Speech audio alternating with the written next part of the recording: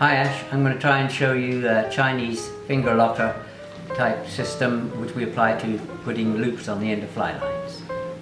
This is a short darning needle with a very large eye on it, so you'll need one of those. This is a piece of hollow tubing that's usually transparent, but this is what I'm using to demonstrate the process. And you need some glue. I use super glue, but in very, very sparing amounts. But there is a better glue available for the job now, and a nice sharp pair of scissors. You can see I've cut the end of the fishing line at quite an angle. That's why you need a decent pair of scissors. It helps it to enter. And once you've got it entered, then you bunch up with the fingers like that.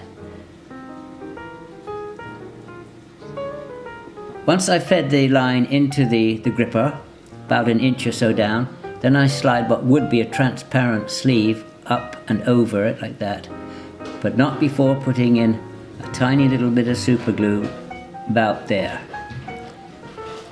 So then I would shove that over the super glue like that. That would leave these frayed edges showing. Once it's hardened, you just take your sharp scissors and cut those off. Okay, now I've entered that through the needle of the eye of the needle quite a good bit, as you can see. Now the reason you use a short needle is so that you can re-enter the tubing here. You take the needle and you enter it into the side of the joining material, and then you bring it out and pull it through like so. When you've got the loop size that you want, you pull the spare end out.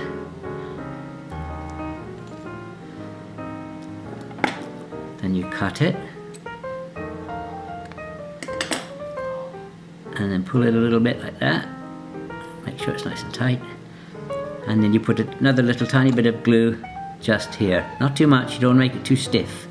And then you trim the edges with your scissors. Get it all tidied up. And that's the job done. It's a joiner.